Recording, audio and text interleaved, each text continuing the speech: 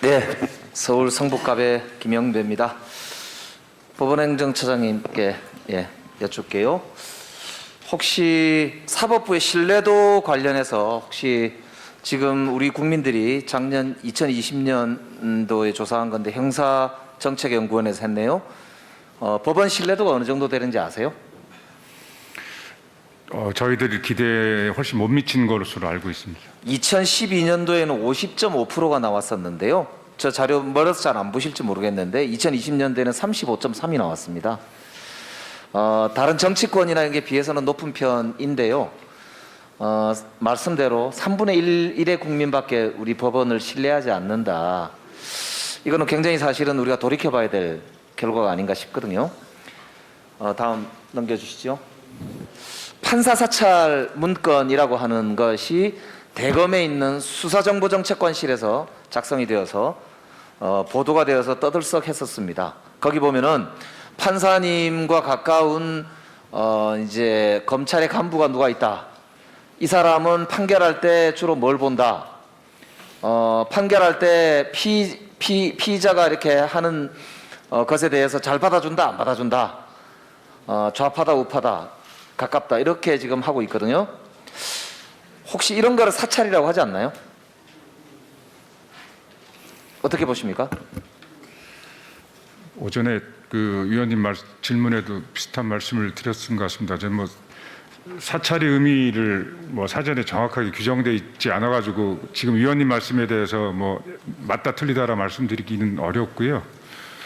좀 판사에 대한 국민들이 갖고 있는 관심과 에 따른 통상적인 세평을 초과하는 정보가 아닌가라는 생각을 개인적으로 갖고 있다는 초과하는 말씀드립니다. 정보가 맞지요. 초과하는 정도가 아니라 이것은 국가기관끼리 해서는 안 되는 국가기관끼리 해서는 안 되는 민주주의의 근간을 흔드는 사실은 사찰입니다. 그렇기 때문에 대법원에서는 여기에 대해서 강력한 유감 표명과 함께 다시는 이런 일이 발생하지 않도록 제도적으로 그리고 이 행위적으로도 절대 일어나지 않도록 이렇게 입장을 취하시는 게 저는 옳다고 생각합니다. 그렇게 기대를 하고요. 오늘 이제 요 국감을 계기로 해서 그런 입장을 대법원이 분명히 좀 견지하셔야 된다고 말씀드리고 싶어요. 다음 보시면은요. 아까 그 문건은 손준성 정보정책관이 2020년 1월 달에 부임을 해가지고 2월 26일인가요? 그때 판사 사찰 문건이라고 해서 작성된 거예요. 그런데 왼쪽에 보시면은 세계일보가 보도를 한 것인데요. 3월 달에 대검에서 윤석열 검찰총장의 장모와 관련돼서 변호인과 거의 유사하다시피 한 역할을 한 문건을 작성했다고, 그것도 2번이나 작성을 했다고 지금 보도를 했어요. 그리고 그 오른쪽에 보시면은 4월 3일 날과 4월 8일 날 손준성 보냄 그래가지고 손준성 이 수사정보정책관이 김웅 당시 이 국민의힘 국회의원 후보한테 고발장을 보내서 고발 사주를 했다라고 하는 이제 보도가 있었잖아요. 이게 보면 2월 달에 판사 사찰 문건을 작성하고 3월 달에 윤석열 장모의 변론에 가까운 문건을 작성하고 4월 달에 고발 사주를 하고, 이게 일관된 흐름이 있다고 보이는데 그렇게 보이시지 않습니까? 저것은 검찰이 윤석열 총장을 정점으로 해서 조직적으로 정치인들을 사찰하고, 그리고 정치인만이 아니죠. 법원도 사찰하고 정치인도 사찰하고 심지어는 야당 정치인에게까지 그것을 고발을 사주를 해가지고 정치적 개입을 일삼고 있는 것이 적나라하게 보인다고 저는 봅니다. 그래서 아까 이 처장님 말씀대로 이것은 이 검찰이 수집해야 될 정보의 범위를 현저하게 초과할 뿐만 아니라 국가기관으로서 국가 공무원으로서 해서는 안 되는 각종의 위법 행위를 했다고 보거든요. 처장님 거기에 대해서 혹시 하실 말씀이 있습니까? 방금 전에 말씀드린 대로처럼 여러 가지 사실관계 같은 것들이 막 규명되고 있는 과정이기 때문에 제가 여기서 말씀드리기는. 알겠습니다. 대법원이 추상과 같은 원칙을 세우고 집행할 때 오직 법리와 양심에 따라서 판결하고 그런 법원을 만들 때 저는 국민들도 신뢰하고 존경하면서 국가기관으로서 검찰이나 다른 기관에서 일탈행위를 할 때 저는 그것을 견제해 나가고 바로잡아 나갈 수 있다. 그것이 우리 헌법과 법률이 명령하고 있는 법원에 대한 기대다. 그렇게 생각하거든요.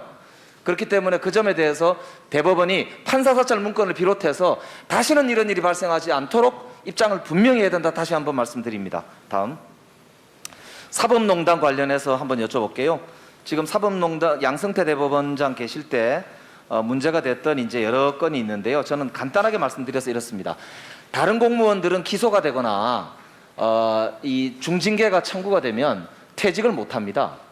그런데 지금 양승태 대법원의 사법농단 사태 때 그 이후로 문제가 된 분들 중에서도 그냥 사직을 하고 지금 변호사를 개업하고 계신 분들이 꽤 계신 걸로 알고 있는데 맞죠?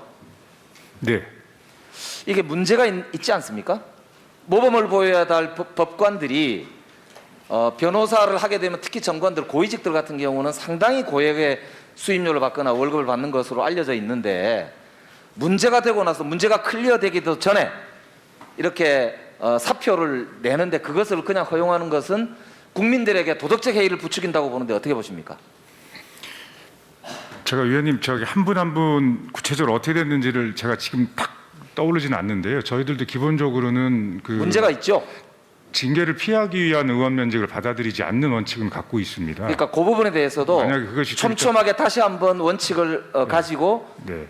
규정을 다시 한번 정비를 해야 된다고 봅니다. 그 문제에 대해서는 검토를 해서 나중에 저희 방으로 좀 자료를 보내주시면 좋겠습니다. 네, 그렇게 하겠습니다. 자, 다음요.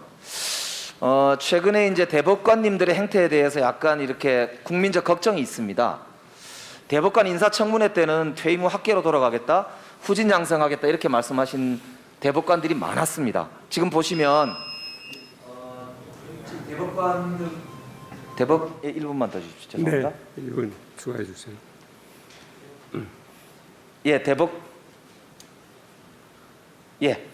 대법관님들이 이렇게 좀 작아서 안 보이실지 모르는데요. 대법관님들 중에 대형 로펌에 가신 분들 성함이 쭉 있어요. 이렇게 제 부르기가 그래서 그런데요. 대신에 이제 학교를 가신 분들도 계세요. 그 중에는 김영란 우리 지금 양형위원장님도 계시고요. 이렇게 학교에 가시 이렇게 훌륭하게 진짜로 후학을 양성하고 계신 분들이 계신 반면에 개업을 하시거나 하나 아니면 저렇게 대형 로펌에 가신 분들이 많이 계세요. 그러니까 이런 이 문화가 사실은 법관으로 있으면서 자신의 이익과 연결해서 어떤 일을 하지 않느냐라고 하는 사회적인 불신을 받을 수 있다고 보는데요. 지금 다음 페이지 보시면 저기에 나와 있는 대로 여기 여러분들이 이렇게 인사청문회에다 답변을 하십니다. 민희령 그 당시 이제 뭐 분이나 뭐 이게 나와 있는 다 읽지는 않겠습니다.